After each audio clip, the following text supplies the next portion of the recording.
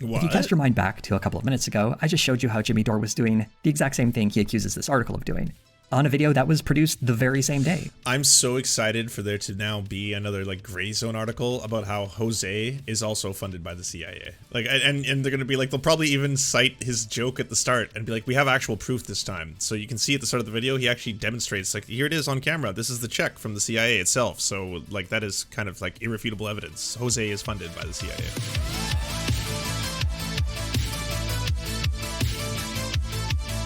All right, I kind of want to watch José's takedown of Jimmy Dore. What do you say? You know? You see this? They're trying to get your channel taken down, have the CIA fund people to do videos about you.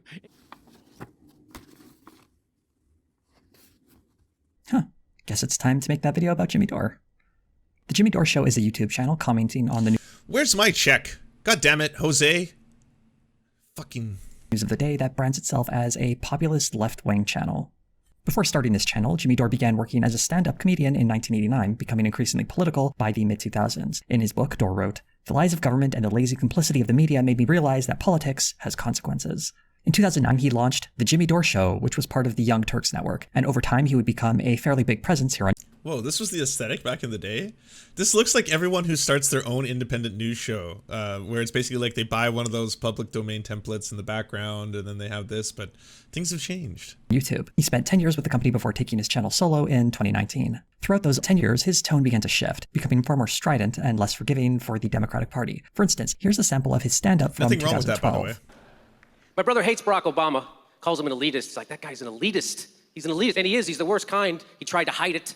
First by being born black, sneaky. By 2016, he was sounding more like this. There was no way to vote against Goldman Sachs. There was no way to vote against more war. There was no way to vote against Big Pharma or those cracking heads in North Dakota. There was no way to do that, Barack. That's why half the country stayed home, you corporate sellout. Understandably, anyone watching the Obama presidency didn't see that promised hope show up, and Dore spoke to a lot of the anger and resentment that created. This is the persona he built around himself, focusing less on the dangers of the right and more on critiquing the left from the left. But now let's look at some of Jimmy Dore's modern commentary. Here's a video from January 6th, 2022 titled Patton Oswalt forced to apologize for Chappelle photo. And by the way, I think it's my response to this video that I made that got Patton to follow me on Twitter. I'm not entirely sure if that was what did it, but I made a response video to this that did quite well online. I'm assuming that was it. You have no idea where this is going to end up. Dave Chappelle, who, by the way, has probably the most popular comedy special of the year on Netflix, which Barack Obama sits on the board of. So shouldn't Barack Obama have to apologize for green lighting or being on the same platform as Dave Chappelle? How come Barack Obama gets off on this one? These three clips encapsulate the journey of Jimmy Dore, from defender of Obama from right-wing smears to aggressive critic of his policies from the left. By the way, just a shout out to Patton Oswalt, because I know sometimes when I say Patton Oswalt seems pretty base, people are like, yeah, but he's a liberal, Lance. And I was like, okay, fine. Do we have to do this song and dance every single time? I'm like, I actually like this comedian or actor or artist. But I'll tell you what kind of won Patton Oswalt a place in my heart, outside of his like his endless, like really cool nerd ramblings, was if anyone watches Parks and Rec, he had a guest appearance in one episode, and in that episode he was supposed to do a filibuster. And so what they said to him is like, you can just talk about whatever you want, Patton. Just pretend that you're talking about something you're really passionate about. Do that for a really long time. We'll film the whole the sequence, and then we'll basically cut it up, and then it'll just act like you're filibustering us in the middle of our discussion. And so Patton Oswalt goes up there, and he gives one of the most detailed explanations as to how the Marvel Cinematic Universe could combine with the Star Wars universe effectively and bring them both into the same world with just the deepest knowledge of comic book history as well as Star Wars history. And if you watch the uncut like 20 minutes, it is wild how just imagine for a second, someone is like, okay, hey, you can talk about whatever you want, doesn't matter, just pretend like you know what you're talking about, we'll film it, and then afterwards we'll just cut it up, right? But it is so impassioned. Like he stands there and he's like, a small mist goes on to this a planet. As we zoom in, the hand of Boba Fett comes out from the sand. Suddenly, we see the Mandalorian, and it's just like it's a thing of utter beauty. Someone who cares so much about what he's talking about and is such a cool nerd that it really is something you should check out for just a random viral video.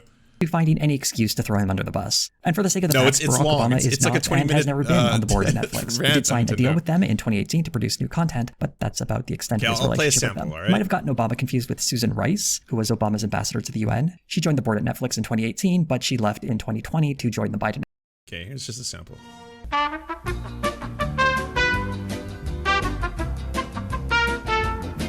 Anyways, this goes on and on and on, but like just amazing. Like you know, if someone had asked you, okay, we just need you to filibuster, it could be about anything. You can talk about anything. Just you have to filibuster us, and then we're gonna try and interrupt you, but just keep going. Go on as long as you can, and then we'll just cut it up later. For him to have done that, I was just like, oh, that's pretty fun. Chef's kiss. That's the good kind of nerd, okay? That's the fun kind of nerd. That's the wonderful, glorious nerd. Administration. Her departure was nearly a year before that Dave Chappelle special aired. The Jimmy Dore Show has become criticized lately for pushing content that increases vaccine hesitancy. It's well described by writer Alaric Diarmond, presenting simplistic libertarian arguments that produce vaccination purely to a matter of personal choice, as if other people have no stake in the matter. While that fits Dore's vaccine-related content pretty well, it doesn't describe everything he does, and a wider look at the videos of the Jimmy Dore Show channel will reveal something more meaningful: how rage against left-wing establishment needs to be informed by a genuine effort to understand the world, lest it be co-opted by the right. And to be clear with this from the top, this video isn't going to be a takedown of Dore's content, or at least not just that. Rather, I hope he'll serve as an object lesson of what it looks like when left-wing critique goes bad. This video will largely be informed by watching the content published on the Jimmy Dore Show channel from late December of 2021 through the first 2 weeks of January 2022. The bulk of the content on the Jimmy Dore Show channel is focused on the COVID-19 pandemic. I should mention, right off the top, that Jimmy Dore considers his channel to be pro-vaccine. He says as much himself. And we tell people to get vaxxed here, but we have lots of critiques of all the bullshit propaganda and lies surrounding the COVID policy from the government. And any YouTuber who calls me an anti-vax is a nutless wonder who doesn't have one critique of the oligarchy or establishment over COVID policy. And none of them will, well, and isn't it funny how none of them wants to debate a fact I said? Not one, nobody. To hear Jimmy Dore tell it, he is the one brave man standing up against the pharmaceutical corporations, and everyone else on YouTube is too terrified to stand up to the establishment. And he's the one with the facts on his side. It should debate Sam Cedar, Jimmy. I get really tired of people who always use debating as a posturing, because like it is such just like, you know, strong man energy, right? No one will debate me on this, not a single person. All of them are cowards. Like Glenn Greenwald doing that when he was on some like Twitter tear, and then I was like, oh, I'd love to talk to you, Glenn, about this very thing. And then immediately he's like, I don't feel I need to talk to you or give you an audience anymore because you know, you're beneath me, kind of shit. And it's just like, well, then why are you posturing? Same thing with Jimmy Dore. Like people get blocked by Jimmy Dore if they say like, hey, debate Sam Cedar. Sam Cedar will gladly debate you on this any single day. It'd be easy enough to check just how well he represents the facts. For example, let's look at this video right here titled "Twitter Silences Dr. Robert Malone Ahead of Joe Rogan Experience" from January 5th, 2022. In this video, Dore has taken exception to a fact check by the AP of Dr. Robert Malone. Malone, for those unfamiliar, is a virologist who helped develop mRNA vaccines who has had many controversial statements decrying their efficacy. He's appeared on a number of right-wing outlets, spreading a lot of information that typically gets labeled as creating vaccine hesitancy. In this particular instance, the AP is fact-checking a response Malone had for Dr. Fauci. But I think people should not lose sight of the message that there's no doubt that if you want to be optimally protected, you should get your booster. He's guarding himself. He says optimally protected. What he's not saying is fully protected. Omicron blows right through the vaccines and through the triple jabbed. Omicron is very, very infectious, and the data are already in. Both the double and triple vaccination is not protecting you from Omicron. The AP's fact check argued that Dr. Malone is misleading. Dore describes it like this. Not that his fact was incorrect, or that's not what this says. That's not what that says. That says that his statement was missing context. And you can say that about any statement. You can say that about any statement. While it's certainly true that you can add more information to any statement, there's something to be said for context that would effectively change the meaning of the original statement. For example, if I said someone was dragged into a room, and some guy cut him open, it would sound a lot less scary if I added in that this guy was in a hospital and was getting his appendix removed. The first thing is a gruesome crime, and the second is a routine operation. What the AP took exception to was how the term protection was being applied here. Dore didn't bother to quote more than the first paragraph of their fact check, or you might have found this quote from Chris Bayer, a professor of epidemiology at Johns Hopkins Bloomberg School of Public Health. He's responding to Malone's comments. It's misleading. It implies that there is no benefit to boosting in the face of Omicron, and that is not true. And it also implies that there is no benefit in the face of Omicron of being vaccinated, and that's also not true. Also from the article, Natasha Tuznik, an associate professor of infectious diseases at the University of California, Davis, said that while Malone's comments aren't completely inaccurate, they omitted a lot of information that could mislead people or reinforce some people's existing beliefs that the vaccines aren't effective. The article also cites research from South Africa and the UK about the efficacy of vaccines against the worst effects of Omicron. Whenever Dore defends Dr. Malone, he routinely says that he's the one with the science on his side, but he doesn't actually engage with the science. He simply cites specific experts, such as Dr. Malone, who cast doubt on vaccination, and then ignores commentary from other scientists, such as all the ones cited in the article Dr. Malone was fact-checked in. To be fair, Dore did bring some research of his own. In BC Vulpes is Dr. Bonnie Henry. Of the country's Omicron patients, 75% were fully vaccinated. By the way, when I was at the trucker rally in Vancouver, our public health safety minister, Dr. Bonnie Henry, there was a lot of pictures of, like, you know, everything from fire Henry to lock her up to, like, you know, much more incendiary ones, like with nooses and things like that. Like, there's a lot of very intense messaging. Does it sound like Dr. Robert Malone was misleading people? Those are some really interesting findings, but it might actually be worth looking at what the actual study these numbers come from says on the subject. Here's a relevant excerpt. It is of concern that 83% of cases occurred in fully or booster vaccinated people. Whether this observation is an artifact, as the major super spreading events and lots of step-on transmission have occurred primarily in young adults and not yet spread to children who have not yet been vaccinated, is still too early to say. The data are too immature to allow analyzing the cases by vaccine type. The only firm conclusion from this study is that the rapid spread of infections were caused by superspreader events. Any further conclusions are extrapolating from data that hasn't fully been analyzed and is from a relatively small sample size of less than 800 people. It seems irresponsible that Jimmy Dore is drawing a conclusion that is directly contradicting what the authors of this study wrote in the paper itself. Though, considering he only cites a news article that references the study, I'm not sure he went back to read the original paper. Maybe we can find some other studies that talk about how things are going in Europe, though. For example, researchers in Spain and the United Kingdom are highlighting some stark differences among the vaccinated and unvaccinated, and we can see similar numbers in Italy and Switzerland. We can see the disparity in outcomes between vaccinated and unvaccinated people that suggests that getting vaccinated does help produce better outcomes, and does offer a significant degree of protection.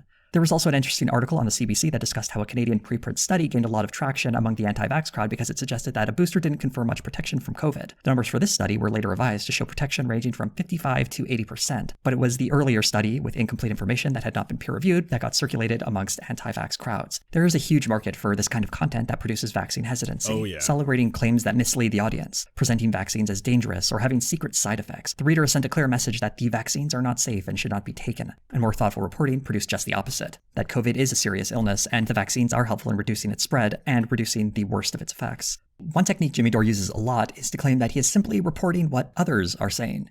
This is, I'm not giving medical advice or making declarative statements about anything. This is just purely informational and for comedy purposes, but this is a real study. This is how Dore insulates himself from the more controversial claims he presents. He's not the one making any claims, he's merely presenting information to his audience. But what does it say to his audience when every story he presents creates the same impression that vaccines are dangerous, or that the COVID-19 virus isn't something to be concerned with? I would argue that it creates a feeling of vaccine hesitancy amongst his audience. The video to defend Dr. Malone's misleading statements had the overarching theme that the vaccine is ineffective. You can see much of this pattern in a recent video by the YouTuber Sean, where he goes over a number of pieces of misinformation that are related to the COVID-19 pandemic. Having watched dozens of videos myself from this channel, the pattern is pretty consistent. You might get a few brief mentions from Dore of the channel being pro-vaccine, but the only stories ever deemed worthy reporting on are criticisms of public health measures to combat it, how the vaccines are ineffective, and that the virus isn't very serious. A video will often have a misleading title. The actual clip will feature Dore reading an article and he'll interpret it poorly. Here are some quick examples. On January 1st, 2022, he published a video called "Boosters Could Damage Your Immune System," say New York Times and scientists. And the thumbnail says that scientists are cautioning against boosters. It's a pretty bold statement that flies in the face of conventional media, which often includes recommendations from official health bodies that people should get a booster shot if they've been double vaxxed. You get a boost and it could have the exact opposite effect. Oh. Which is what they're saying now, 2 months after he said it on my show. Let's quickly see what Dr. Malone actually said. Sometimes more can turn off the immune system, can shut it down. So we can't just assume that a third jab or a fourth jab or a fifth Well, he invented the mRNA is going to vaccine. do good. He It knows what he's actually talking might about. make the immune response worse. So the claim Dore says that he was right about, or rather Dr. Malone was right about, is that boosters could reduce the immune system's response, and that the New York Times article is supporting that claim. If we actually look at the article, it isn't about boosters themselves being bad in the way the title would suggest. What's happening in Israel is a debate on whether or not a fourth dose of the vaccine administered to an at-risk population should be administered 2 months after the third dose. This isn't a case of boosters being dangerous, it's when should a second booster be administered to an at-risk group. It isn't saying that boosters are bad, rather that a second booster might need adequate testing before. But then why would he use this to justify something that he's saying is in direct opposite of what this actual article? Why would he do that? I don't understand. It's applied. The video's title was changed to "Boosters Could Cause Immune System Fatigue," say New York Times and scientists. It's worth noting that the immune system fatigue the article mentions means reduced resistance to COVID, and is, again, about whether a specific use case in Israel may be too soon. But a more specific title... That's so misleading, by the way. Even like this is the change. So it's like, oh, whoa, we went a little too far with the last one. Let's do a little editing here. But saying immune system fatigue, like immediately fatigue. I don't know why I pronounce it like that. But immediately, if I saw this, My initial impression would be like, wait, what? The boosters make my immune system tired? Oh, that's not good. Oh, shit. Maybe I shouldn't have that booster. Would make the vaccine sound less scary. Here's another example from January 1st, 2022, in a video titled, "NBC Lies About Child COVID Hospitalizations Again." This story from NBC News, which is 100% propaganda fear-mongering, okay?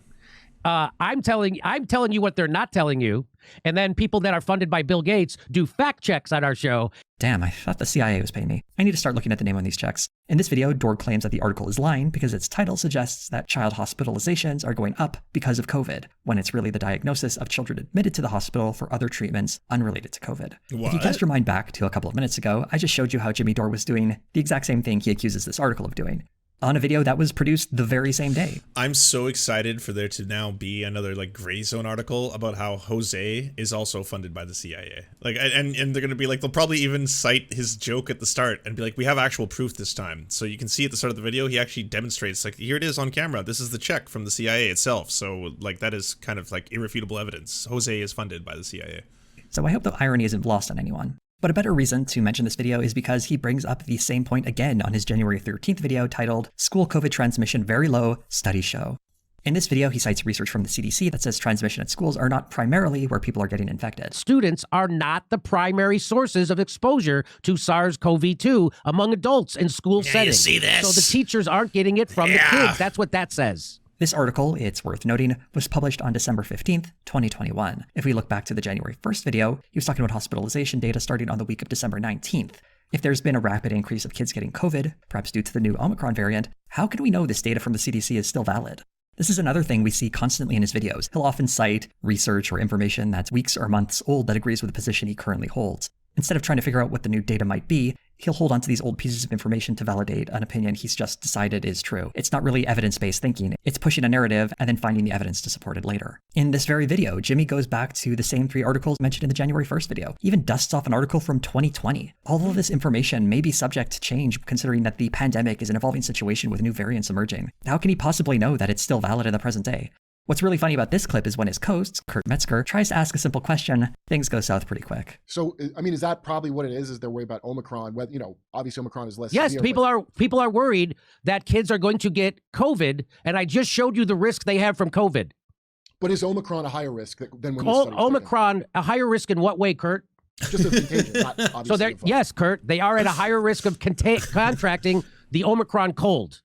It's funny to me that Dore spent 5 minutes going on and on about how the science says kids and adults won't be catching COVID at school based on his interpretation of the science, to then immediately pivot to say they'll all be infected, but it's just going to be a cold, and then repeats what he was saying earlier as if his concession never even happened. And a lot of people are saying this is the end of the pandemic because it signifies that the virus is mutated to become more contagious, less deadly. And so this is from July 2020. Nordic studies suggest open schools don't spread virus much. The argument here is kids won't catch COVID at schools, but if they do, they'll catch Omicron, which isn't as dangerous, but also they won't catch it. In the same video, he talks about a study in Sweden that showed how transmission of COVID was very low in schools. And while he's reading the article, he blows past a part that seemed to me pretty crucial. Some countries have had dangerous outcomes when reopening schools, albeit for older children. In Israel, bringing students back to the classroom accelerated the spread of COVID-19 among middle and high school students. So it turns out schools aren't a magical place where COVID simply isn't transmitted. There are other variables that are at play here that could make them hotspots for transmission or could reduce the likelihood of transmission. So what other factors might be at play? Maybe we can find out if Jimmy Dore... It's odd because I wonder what's it like in the Jimmy Dore, I don't know, production room when they're setting up like okay, what are we going to talk about today? Oh, well, apparently there's a new article that says that Omicron is it's less deadly, but it's way more infectious, and that people in schools should probably still be using safety protocols like masks and vaccines and stuff like that. It's like, okay, well, I don't want to say that second part you just said. How do we kind of tell people what they need to hear, if you know what I'm saying? It's like, well, I mean, we could just use this one select piece from the article itself, and then I'll make a screenshot of that. And then if you only talk about this one part and we ignore the next 3 paragraphs, it'll actually say basically the direct opposite of what the article does. So, okay, yeah, no, let's do that one. I like that idea. Yeah, let me just get ready. Now you see this? Okay, yeah, no, we're good. Or just keeps reading this article. The situation in Israel is very different with the worst outbreak in society, but also bigger classes in schools and smaller rooms, as well as larger families. and you better believe he doesn't address any of this. But just for fun, why don't we look at the average class sizes in Sweden, Israel, and the United States? Fun. According to a 2013 report from the Organization for Economic Cooperation and Development, the average class size in Sweden was 21.4. The average class size in Israel was 27.6, and the average in the United States was 27. When it comes to class size, the United States is a bit more similar to Israel, where there was massive spread in schools. But even that is an incomplete picture. It would be worth examining things like the average physical size of classrooms and the average size of a family, as mentioned in the article. And there may be other variables at play here too. But Jimmy Dore... Well, no, come on. We have to talk about the thing that everyone refuses to talk about in the mainstream media, and that is obesity. I mean, why won't anyone mention that? I mean, everyone talks about like it's the disease of the unvaccinated and stuff like that, but why don't they ever talk about other things that you can do to influence whether or not you'll die from COVID? That's the real thing. So I want to know. I want to know that about the kids. Let's bring that up next. Come on. Doesn't even acknowledge this obvious counter to his claim. Much like his co-host's comments, he ignores the worst and folds whatever he can into the conclusion he's already decided is true. It all reinforces the same message. COVID isn't dangerous and you should worry less about it. A disease I feel as though I should mention that has killed nearly 900,000 Americans at the time of this writing. And this is in a country that has ample access to vaccinations that reduce the worst symptoms and, at least in some parts, has been taking public health measures to reduce the spread. Imagine how high this 900,000 death rate might be if everyone was ignoring vaccines and no one was taking any health precautions whatsoever.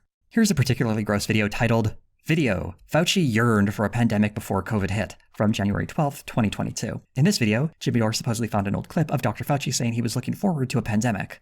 Then the other thing that I aspirationally hope to be able to encounter is the ability to rapidly respond to something brand new, whether it's a brand new pandemic. He was, I really hope I get to do that. And then it's weird he was funding the gain of function in Wuhan, and he lied about it to Congress twice. And then it turns out he was funding the gain of function at the Wuhan research. And now they're saying that they think this virus was man-made. So I just think that's weird. That's Jimmy Dore just casually implying that Dr. Fauci created this pandemic on purpose, as if he's Dr. Doom or Diablo. It should be noted that there is no strong evidence that the COVID virus is man-made, and that claims over gain-of-function research are deeply contested. But more importantly, let's see what this question Fauci was responding to, though. Although we don't find out in the Jimmy Dore clip, I did some digging and learned that this interview appeared on G0 Media's channel in a video titled Worried Sick, Anthony Fauci in-depth interview, G0 World with Ian Bremmer. Historically, the worst bioterrorist has been nature itself. So when you prepare, as we are, for the natural occurrence of a pandemic flu or antimicrobial resistance, the things we work on every day, it's a natural transition into the same type of preparation against something that would be deliberately engineered to be spread. So you have malaria, tuberculosis, HIV. These are things that are there. And then the other thing that I aspirationally hope to be able to encounter is the ability to rapidly respond to something brand new, whether it's a brand new pandemic or, as you mentioned, a brand new attack upon us deliberately by bioterror. The answer is very clearly about wanting to be prepared in the face of a pandemic, and that is what he is looking forward to.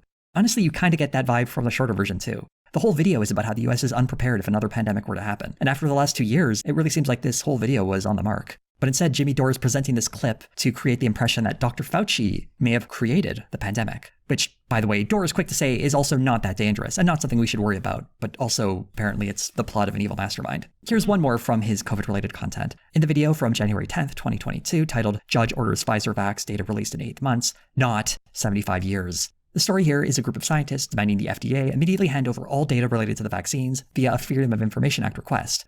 These are requests the public can make for information from a federal agency's records. The reason this takes time is because a lot of those records have information that is exempt from FOIA, such as someone's personal information. So each page has to be reviewed line by line, and certain pieces of information might need to be redacted. For example, the public has a right to know if the COVID vaccine produced some unusual side effects during its clinical trials, but they don't have a right to know the names of the people who experienced those side effects, or any personal information that might identify them. After all, people do have a right to privacy. So documents are reviewed to remove that information. There are roughly 329,000 pages of information that have been requested by these scientists, and it's currently being released at roughly 5,000 pages a month, with the first 12,000 scheduled to have come out by the end of January. So information is currently coming out. The headline here is extremely misleading, as the FDA did not ask for 75 years to release information. That's a claim that comes from the lawyer suing them. Some additional context here is the FDA currently has 400 other FOIA requests it also has to process. Also, the group suing the FDA did helpfully offer a list of 12 priority items they wanted to see the most. The FDA is providing them with 7 of the top 8 of those items by January 22nd, 2022. So that's a ton of nuance missing from the story that undercuts the idea the FDA is hiding something nefarious about the data for the COVID vaccine. Here's how Jimmy Dore talks about it. But why do you think they don't want to release that data? Why do you think they didn't want to release it for 75 years? What is in that data that the FDA is afraid to share with people? They are releasing it, though. It just takes time to process hundreds of thousands of pages to assure they don't include information exempt from FOIA, like people's personal data. It sounds more spoopy when so you he say doesn't it understand that way. another story. This is a pattern. But another reason I'm bringing up this video is because of the source he went to for it. This is an article. But see, this is where I might disagree with Jose. I don't think it's necessarily that he doesn't understand. I think that they're trying to craft a narrative. Like, you could only be like, okay, he's Mr. Magooing his way through this over time and time again. He seems to look at articles and studies and data and statistics and you know, scientific information, and then he just comes to the wrong conclusions over and over again. Just time and time again. It then makes thumbnails and videos and profits immensely off the whole thing. I think it might be a little bit more that there's a narrative they want to spin because they know that by doing this, they're going to appeal to an audience that they're growing and rapidly cultivating.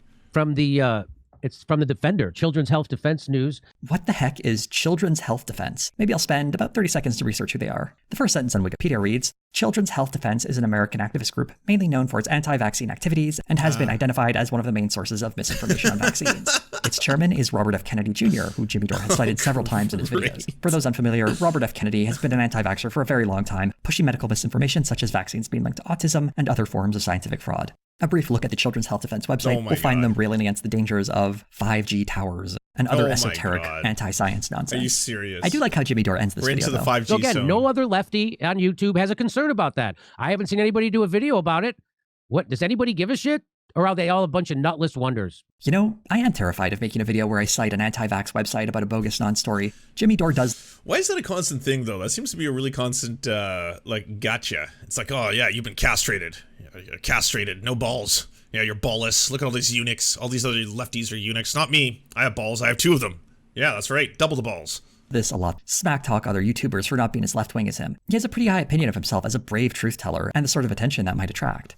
A little earlier in this video, I mentioned being paid by the CIA. If you don't know where that clip I started my video with came from, you might be wondering what I've been talking about. Let's go to a video from December 28th, 2021 titled Leftist YouTubers Co-opted to Counter COVID Restriction Critics, although I prefer its original title of Leftist YouTubers Paid to Spread Pro-War Propaganda. It really captures the absurdity of what this one is about. The short version is that, according to a leaked document created by Valiant Projects, I'm so happy that someone is finally doing this. Like, as soon as I did that, I was like, wow, I could do a really good, like, long form documentary on this entire gray zone article and do a takedown. And I was like, yeah, it's got to be well researched, well cited, well, blah, blah, blah. And then a couple of weeks went by and then I was just, you know, up to other stuff. And then all of a sudden I was like, you know what, by this point, someone else is probably going to take it on. So I'm glad Jose did. There was an initiative funded by the Royal Institute in the UK to push back against anti-vax content. Christopher. This project included Abigail Thorne of the Philosophy Tube channel. And according to the document, Thorne would team with the group to produce a video combating anti-vax information. The article on Grey Zone goes a little further, claiming that this project is evidence of left-wing YouTubers coordinating with government intelligence agencies. Psyops. You might be wondering how, and that's a good question.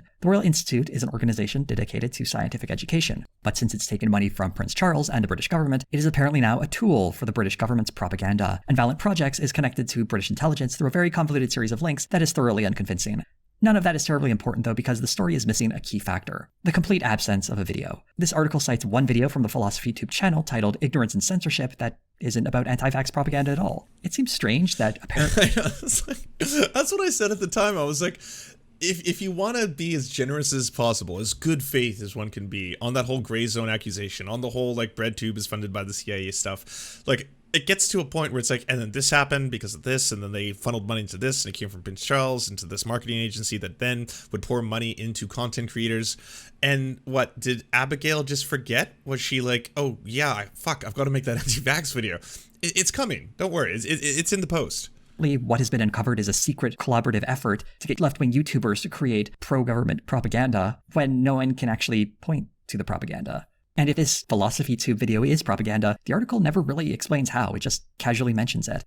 Also, the leaked documents make mention of how they would be doing loads of research to analyze anti-vax misinformation. This video clearly wasn't informed by any of that research. Maybe we will get an anti-vax video from Abigail Thorne one day, but considering these documents are from February of 2021, I suspect this project may have stalled. But really, all of this discussion is preamble. The Jimmy Dore video pivots away from this to instead get back to that aforementioned video from YouTuber Sean, which quite pointedly revealed mistakes in Jimmy Dore's coverage of the COVID-19 pandemic. These people were pushing a dirty war in Syria, and now they're trying to undermine people like me. If I were a propagandist for the UK or US government, and I was told that I would no longer be fomenting regime change in Syria, and now would instead be debunking YouTube videos, I'd probably be wondering who I pissed off to have my career flushed down the toilet like that. Oh, the best part, I don't know if he's going to get to it, is where he brought someone on, I think it was Max Blumenthal, to talk about Sean. And like they were like, part of their evidence is that Sean's videos are so slick that the only way to explain them has to be money coming from the highest levels of government. They're like, you know, I don't want to say that just because, you know, he's getting money from the CIA that it's adding to his production value, but it is unusual that it is like, it's very polished, they're very, very well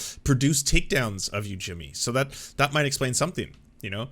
I'm just going to leave that out there and then do with what you will. And no shade on Sean. Sean is amazing. I love Sean's videos, okay? I could listen to him speak for, please don't make the next one 6 hours, goddamn. But I could listen to those videos, and sometimes I have to eat them up during the course of the week because they are like 3 or 4 hours sometimes. But like, even Sean himself will tell you, it's a JPEG. It's like a JPEG on the camera for like 2 hours with some other news clips that pop in and out. But otherwise, it's mostly just one JPEG. That's like the sum total of my production value. What I really appreciate is how this video establishes that not only is the UK funding YouTube takedown videos, it's happening in the US too. Here's the evidence the video provides. Max, now you wrote this article. What would you, first of all, do you have reason to believe this is not only happening in the UK, but it's happening here?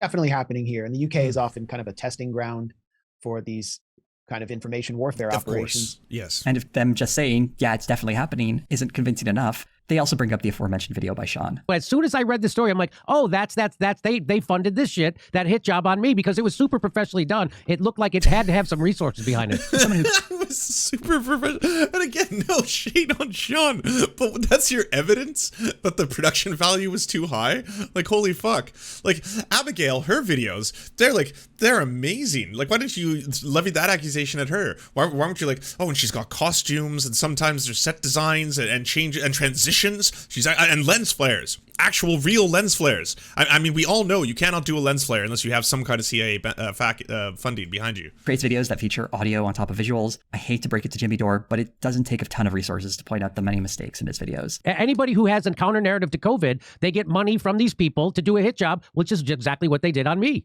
When Jimmy Dore was first called out for getting the facts wrong in one of his videos, he kind of took responsibility. I mean, that's technically calling every single one of you watching me right now the CIA. Every single one of you is CIA. I mean, technically CSIS because I'm in Canada, but every single one of you is CIA. Like, every single time you've donated to the stream, you've helped fund anti-Jimmy Dore rhetoric, which makes you CIA by definition.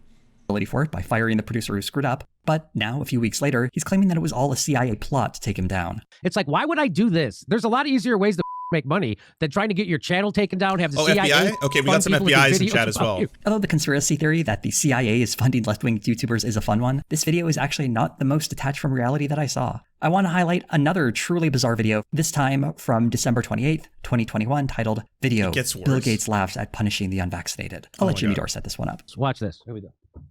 Obviously, corporations increasingly are saying you have to be vaccinated in order to work in a corporation. Is that something you support? And do you think the federal government or state governments, or the very least federal government, should mandate if you want to get on an airplane, you have to be vaccinated? If you want to get Social Security, you need to be vaccinated. If you want to get whatever benefits. He's tickled pink over the idea. Over the next 6 minutes, Jimmy Dore and his co-host go over this laugh like it's the Zapruder film. A more charitable reading of this. Oh my god. Okay, like, there's so many things you can credibly accuse Bill Gates of, and really shady shit. Everything from like hanging out way too much with Epstein to, you know, AstraZeneca. There's a lot of stuff you could do, and people wouldn't walk away from it being like, oh wow, this is clown shoes. What is going on here?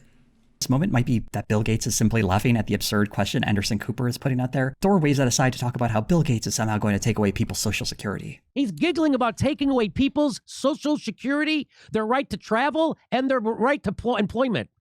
That's what the thing that makes him crack up is taking out social security money away.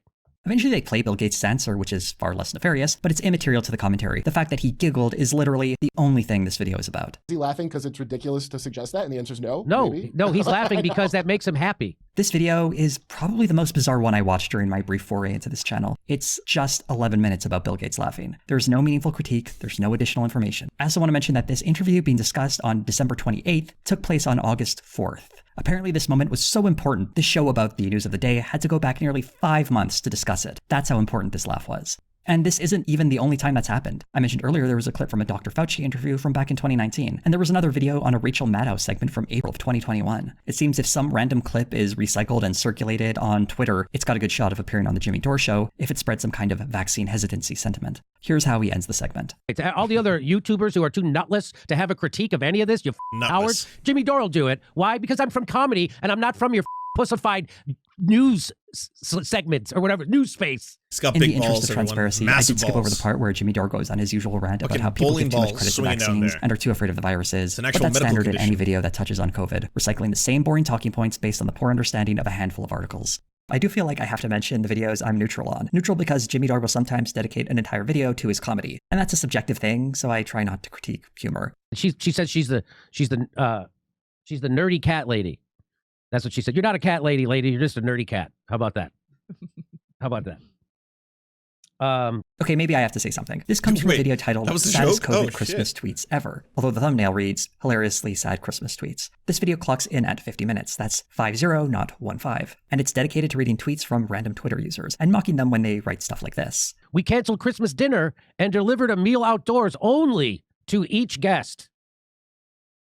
I just find that funny. Personally, I don't see the humor in someone choosing to forego a gathering because they're concerned about the health of others. Here's another one Dore gets a chuckle from. I avoided any gatherings, mostly out of COVID concerns, but also because I don't have many real-world friends and very few living relatives. And if that's not making you laugh, how about this one? Didn't go out and eat for my birthday today Kinky, either. I would. The second year in a row, comedy I off or a opted to pig do off, one of curbside the carry two. out. Thank you, Red Lobster. I'll start eating inside when COVID is contained. Hashtag Omicron variant.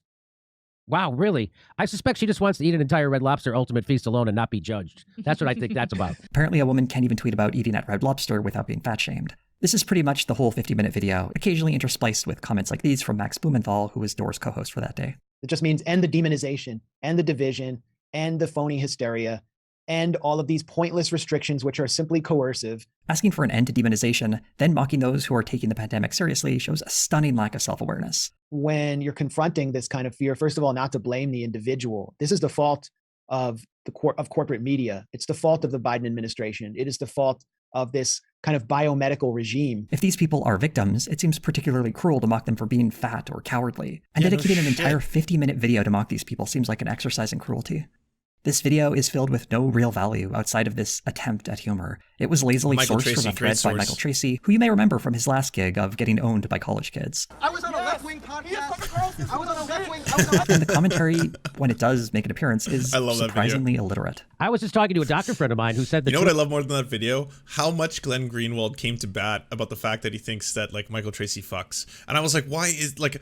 No one is on the other side of that. Like, he thinks there's this big conspiracy where Sam Cedar and all these other, like, you know, apparently liberal media elites are, like, they're really trying to push this narrative that Michael Tracy doesn't fuck. And he's like, how do you know that Michael Tracy has not had sex? How do you know he hasn't experienced sexual intercourse? I was like, they're teasing you.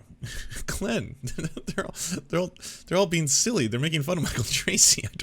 I don't think they have any insight into his sex life. You know, whether or not it's very active or not. I don't think anyone knows. Treatments we have for COVID are more cutting edge and experimental than the vaccines. Please people don't make sense. My personal favorite is that you're a pharma stooge from people who don't think we should be vaxing the world. I like this. This is a lie. You have no friends. That very funny. That was fun. I don't even understand that tweet. I'm not even being funny or trying. I'm not trying to be stupid. Yeah, like it doesn't follow logically. No. It's telling to me that 3 grown adults can't understand the grammar of this tweet. It's not written with absolute clarity, I guess, but what it seems to be responding to are criticisms against the vaccines being untested and a means for enriching big pharma, and how these claims are hypocritical coming from anyone recommending treatments that are often subject to fewer tests and are more expensive, therefore making big pharma even more money. That was my assumption anyway. It gets clear when you pull up the tweet it was responding to from David Sirotto that shows that's exactly what the context was.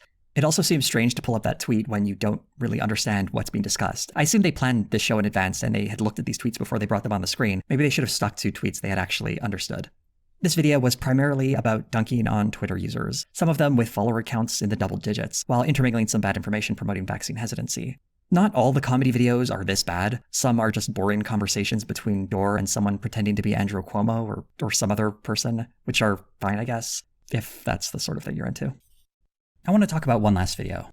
This one is titled, Video, FBI won't say if agents were involved in January 6th. The only way this video can be described is a poor man's Tucker Carlson segment. While watching Carlson's Patriot Purge, link down below if you want to check out that video, I got a crash course in the burgeoning conspiracy theory that the FBI orchestrated the January 6th riot. A conspiracy theory that has shown itself to resonate with some voters on the right. As an example of the power of that conspiracy theory and how it resonates with people, let's cast our minds back to when Senator Ted Cruz dared to call those who attacked the Capitol on January 6th terrorists. We are approaching a solemn anniversary this week. And it is an anniversary of a violent terrorist attack on the Capitol. This offense was so great that Cruz later appeared on Tucker Carlson's show to embarrassingly apologize for his choice of words. It was really funny. The way I phrased things yesterday, it was sloppy and it was frankly dumb. And I don't buy that. Whoa, I don't buy that. Look, I've known you a long time, since before you went to the Senate. While it's fun to watch Ted Cruz grovel, the real lesson learned was revealed a few days later when on January 11th, we saw Ted Cruz question Jill Sanborn, Executive Assistant Director of the FBI's National Security Branch. Did any FBI agents or confidential informants actively participate in the events of January 6th? Yes or no? Ted Cruz is asking the same questions as Tucker Carlson. So who's Ray Epps, by the way? Who is Ray Epps? I must point out that there is zero evidence that Ray Epps is an FBI agent or informant. This conspiracy theory largely seems to be based on Epps having not been charged with anything, which makes sense since there's no evidence he entered the Capitol or any direct evidence of him fomenting violence on the day of the riot. Well, that's also, all I need. If he were working for the FBI, it seems strange that they would be circulating his photo looking for more information about the guy. Seems like a dumb move. Also, this idea that Epps was some kind of crucial key figure in starting the riot is absolutely absurd. There's plenty of video evidence of other people who encouraged violence openly that day, many of whom have been identified and charged. Making it about this one guy who got shouted down the night before and pretending he works for the FBI is nonsense. And Ted Cruz pushing this conspiracy theory is political theater. And that finally brings us to Jimmy Dore. Here's how he covers this non-story. And now anybody who thinks there's something going on here is going to be painted now as a by the establishment press. So I don't know what's going on here, but something's going on here. I can tell him what's going on here. Ted Cruz, in an effort to appeal to right-wing voters in his base, is asking questions he doesn't expect an answer to, so he can create the illusion that he's investigating the FBI's role in the events of January 6th. And Jimmy Dore is very usefully helping him push this performance. Instead of taking a moment to consider that Sanborn might not be able to comment on an ongoing investigation, or was perhaps blindsided by questions related to a right-wing conspiracy theory, or that it's highly unlikely she would have detailed information about every single person that was arrested or even questioned, considering thousands of people are involved here. But I might be selling Jimmy Dore short. He does address one of the criticisms of the Ray Epps as FBI informant theory. Why would they put him on that list? That's the thing so that's the kind of thing that kills this theory, I think. But they also could be just that incompetent. This response really encapsulates what's wrong with They could be that incompetent, or let's take it one step further. Maybe it's just part of the conspiracy. Maybe they intentionally put that on there to throw you off, but not you, Jimmy. You're too smart. You're too smart. You caught them. This video and so much of Jimmy Dore's coverage. It's lazy. Someone in the FBI not answering a question isn't evidence. Sitting in a studio and wondering whether the FBI is either stupid or playing mind games to throw people off the scent isn't investigating anything. What's particularly annoying is his reference to an article from Mother Jones. What they printed there is at best utter stupidity and at worst gaslighting. Oh, sure, they have a history of doing the exact thing that people think doing right now. The reason we know the FBI has done these things in the past is because we have evidence. If there was evidence, I would happily change my mind on the issue, but we have no evidence to support the idea that Ray Epps was on the FBI's payroll. He doesn't even address why this supposed FBI agent did an interview with local media a few days after January 6th, something mentioned in the Mother Jones article, by the way, or how another video of Epps from that night show him clearly being egged on by a guy who appears to be noted right-wing troll Tim Baked Alaska Gionet. I don't care if I pronounced that right. We need to go, I'll say it. All right. We need to go in to the Capitol. Let's go! There's far more evidence of Epps having connections to the Oath Keepers rather than the FBI, as seen in his photo of Epps at an Oath Keepers summit. The Oath Keepers, for those curious, are one of those right-wing militias whose members have been charged with instigating the January 6th riot. Instead, Dore closes on this. What's passing for news skepticism these days? It's not. They're running interference for a particular political point of view. That's what Politico's doing. That's what Mother Jones is doing. That's what the establishment corporate news does. What Jimmy Dore is doing is acting as a tool for far-right conspiracy theories pushed by fascist enablers such as Tucker Carlson. And he's acting as a tool for opportunists in the Republican Party, treating their dog and pony show as some kind of crusade for the truth. To frame this commentary as some kind of fight against the powers that be, while it's on the side of the Republican Party and the biggest name in cable news, reveals just how lacking in self-awareness a video like this is. The frustrating part is there are absolutely grounds to criticize the FBI with regard to January 6th. According to research done by the Washington Post, the FBI was well aware of warning signs of the impending riot. They instead chose to ignore them because they assumed there would be no violence. The FBI should have been well aware of the threat of violence from right-wing extremists, as it's not exactly obscure knowledge. Even outlets such as The Economist were publishing stories with data from big Washington think tanks highlighting the trend of right-wing violence. It might be worth asking questions as to what implicit biases are within the FBI with regard to confronting right-wing violence. If, after decades of being used to silence protest movements on the left and social justice movements, it finds itself incapable of dealing with the rise of fascism. It might be worth asking why certain members of the police were high-fiving and taking photos with the rioters, and we should be on guard from how this crisis might be used to increase police powers and further encroach on civil liberties. The failure of the FBI does not seem to be from a lack of resources, rather a lack of taking warning signs seriously. A useful left-wing critique might examine these and other issues surrounding the FBI, instead of mindlessly repeating a right-wing conspiracy theory. Because that conspiracy theory isn't about standing up to the excesses of government agencies using force, it's about making people feel comfortable with a violent far-right uprising to subvert a democratic election. It's the same conclusion I came to at the end of my Patriot Purge video. It's about mainstreaming fascism and the use of violence in American politics. Jimmy Dore's content is a lot like that last video. Much of it can sometimes take the superficial shape of left-wing commentary, but if you read up on any of the stories, you often find he's completely misunderstood a number of facts, and he often adopts a right-wing framing of the problem. It's how he ends up making videos attacking teachers' unions and pretending as though he's fighting against Big Pharma, or how he pushes conspiracy theories from the Republican Party as if he's standing up to the FBI, or goes after left-wing YouTubers as if he's exposing some kind of CIA operation. His content is embarrassingly lazy, and his commentary relies on high emotions with cheap jokes. An important concept I think it's worth keeping in mind is that whenever you go about criticizing the mainstream from the left, you need to make sure you're doing it in a way that actually supports left-wing causes and ideas. When your critiques are largely detached from reality, or support right-wing talking points, you're only hurting the side you claim to be fighting for, and you're being very useful to the opposition. I assume there must be some number of Jimmy Dore viewers in my audience. If you made it to the end of the video, thanks for sticking around. I hope this critique was helpful. If you still want to enjoy and laugh at his content, or it gives you an emotional release, well, I can't stop you. I'm not the boss of who you do or don't watch. But I would at least suggest you be a bit more critical when listening to any of his arguments, because he rarely seems to have thought through or read deeply on pretty much anything he talks about. I also wanted to touch on the fact that he's always going on and on about how he's being persecuted by YouTube. We all face an uphill battle being on this platform because there are a lot of challenges to making commentary about such volatile issues. It just seems that complaining about it is a business model for some, and simply a reality for others. Those names, going up the screen right now, are my lovely patrons and members. If you would like to join them, you can join my Patreon below. There's a link in the description box. Hey everyone, go subscribe to Jose. That was a really good video. That was fun. I still would have liked to have seen a longer segment on that entire gray zone part. Maybe that one will be in the cards. Maybe no one else is making that video. Maybe that is my calling. I should eventually make it. I've been asked. Do you enjoy the Serfs but prefer not to have to use your eyeballs? Many are saying this.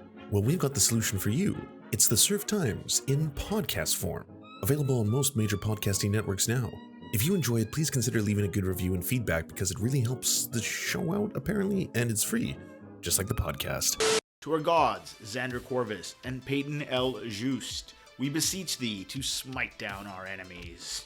To our monarch, Tom Spiker, we are but your humble court jesters, here to amuse you. To our lords, Trevor R., we give thanks for this spit of land for us to eke out this meager existence. To our knights, Merid, Cheryl Alvarez, Ruby Kelly, Ellie Leslie, Alex P., Brandon, Words Greenwood, Nate, that one guy, Hagbird Celine, Matthew Scarborough, Stellar Vision, Ariane McCarthy, Daniel Sutton, Coulter Smith, Val 9000, Jenna Tall, Quiet 185, Anna Loves Riley, Omni, Riley and Anna, Poodlehawk, The Tim Caucus, Multimondi, Trevor Yanis, Lemmy 101, Anthropophojack, Saren 42, Catherine, Radical Maniac, Ramon Acosta, Nkosin, Violent Orchard, Sophie Baby, Political Puppy, Andreas Chiringuito, Zach Christensen, Josh Mickelson, Todd Buckingham, and Todd Lajeunesse.